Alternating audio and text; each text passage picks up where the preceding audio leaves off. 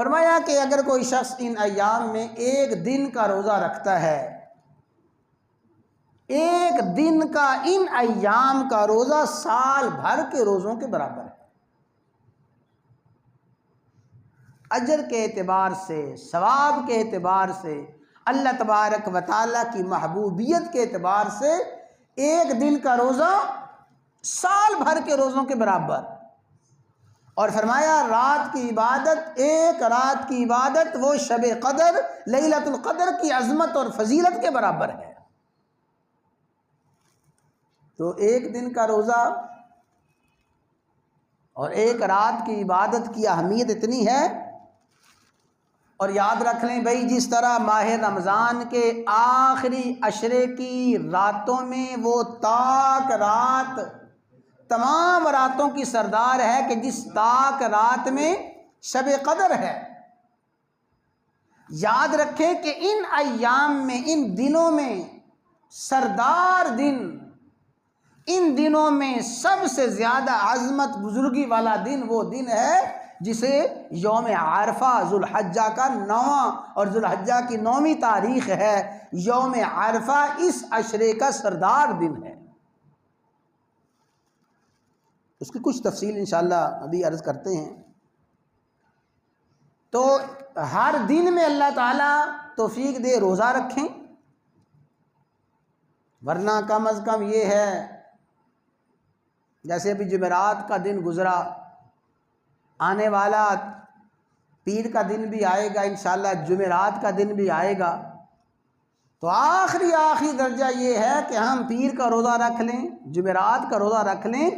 دوہری عظمتیں، دوہری سنتیں حاصل ہو جائیں گی کہ پیر کا روزہ سال بھر مسنون ہے، وہ مسنون روزہ بھی ہوگا، اور عشرہ ذی الحجہ کے جو روزے کو بیان فرمایا گیا وہ عشرہ ذی الحجہ کا روزہ بھی آ جائے گا۔ جمعرات کا روزہ رکھیں، اور اس کے ساتھ ساتھ ہمارے ہاں جو عرفہ کا یوم آئے گا، وہ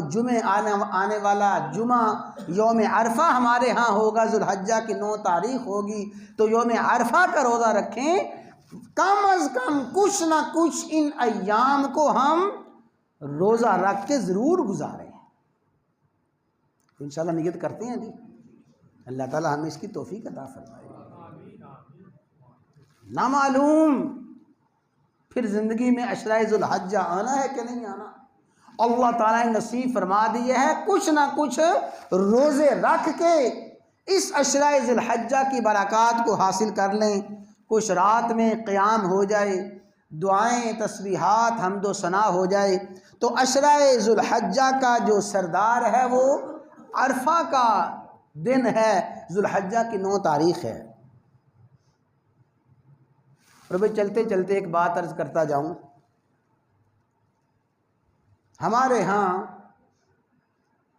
جس طرح عام معاملات میں جدت پسندی اور عام معاملات میں نیا پن پسند ہوتا جا رہا ہے، کوئی نئی چیز ہو، کوئی نئی چیز ہو، اسی طرح بہت بڑا فتنہ ہے کہ ہم دینی معاملات میں بھی جدت پسندی اور نئے پن کا شکار ہوتے جا رہے ہیں، اور وہ جدت پسندی اور نیا پن عام طور پہ اسلاف، عام طور پہ اکابرین اہل علم کی تحقیقات کے بالکل خلاف ہوتا ہے۔ عام طور پہ ایسے جدت پسند نئے نئے مسائل بیان کرنے والے، انہیں ہم کہتے ہیں فیس بک کی مفتی۔ فیس بک کو پڑھ کے، فیس بک پہ کوئی پوسٹ پڑھ کے، فیس بک پہ کوئی آنے والی حدیث پڑھ کے مفتی بن جاتے ہیں، فیس بک پہ کوئی پوسٹیں پڑھ کے، فیس بک پہ کوئی تحریرات پڑھ کے بڑا عالم بن جاتے ہیں۔ نہ کسی عالم کے سامنے زانو تلمذ طے کیا ہے، نہ کوئی احادیث کی کتابوں کو گہرائی سے پڑھا ہے، جو 2-4 احادیث سامنے پڑھ لی، 2-4 مسائل دیکھ لیے، اپنے آپ کو مفتی اور عالم سمجھنا شروع کر دیا، یہ ہیں فیس بک کی مفتی، فیس بک کی دانشور، فیس بک کی عالم، جن کا علم کی گہرائی کے ساتھ کوئی تعلق ہی نہیں ہے۔ بعض لوگوں نے یہ شوشہ چھوڑا کہ بھئی یوم عرفہ، پوری دنیا میں یوم عرفہ ایک ہے، اور پوری دنیا میں یوم عرفہ ایک اس طرح ہے کہ جس دن سعودیہ میں حج کیا جاتا ہے اور سعودیہ میں یوم عرفہ ہوتا ہے، پوری دنیا میں یوم عرفہ اسی دن ہے۔ یوم عرفہ سعودیہ کے ساتھ ہی کرنا ہے۔ ہمارے ہاں چاہے اس دن 8 تاریخ ہو، چاہے کوئی تاریخ ہو، ہم نے تو یوم عرفہ سعودی عرب کے ساتھ کرنا ہے۔ حالانکہ یہ بات اسلاف اور اکابر کے تحقیقات کے سراسر خلاف ہے، حدیث کے سراسر خلاف ہے۔ کتنی مزے کی بات ہے، یہ تو کہتے ہیں جی یوم عرفہ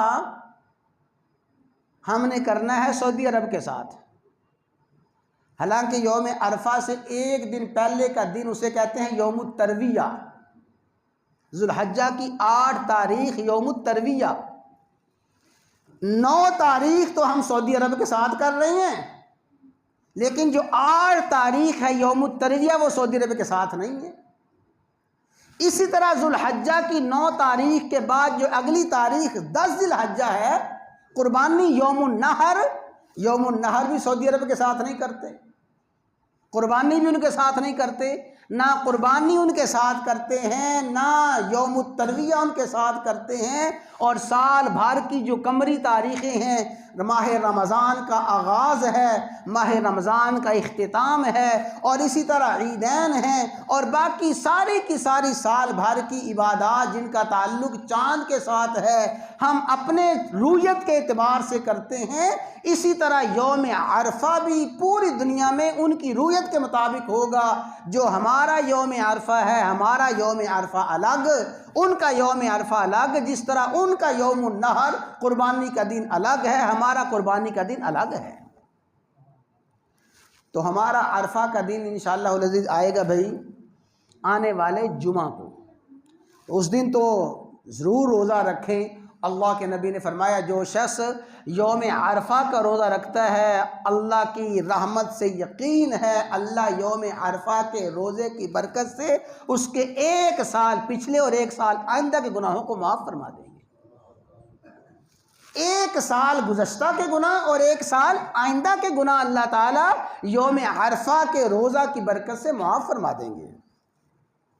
میں اکثر عرض کیا کرتا ہوں، اللہ تعالیٰ اہل علم کے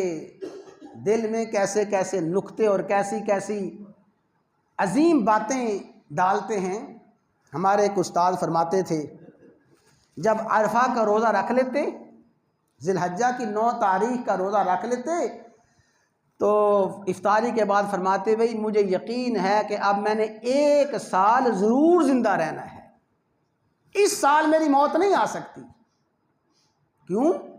اللہ کے نبی نے فرمایا کہ عرفہ کا روزہ رکھنے والا اس کے 1 سال گزشتہ اور 1 سال آئندہ کے گناہ معاف کر دیے جاتے ہیں۔ ظاہر ہے میں نے اس سال رہنا ہے، گناہ ہونے ہیں، تبھی اللہ میرے گناہ معاف فرمائیں گے۔ میں نے تو عرفہ کا روزہ رکھ لیا ہے، بس اس سال میری موت نہیں آ سکتی۔ اور ظاہر ہے کہ حدیث کے مطابق تھا۔ پھر 1 سال ایسا ہوا یوم عرفہ کا روزہ نہ رکھ سکے، تو فرمانے لگے معلوم ہوتا ہے کہ اس سال موت آ جائے گی، بلاوا آ جائے گا۔ جیسے فرمایا ویسے ہی اسی سال میں انتقال ہو گیا۔ تو یوم عرفہ کا روزہ فرمایا 1 سال گزشتہ اور 1 سال آئندہ گناہوں کا کفارہ ہے۔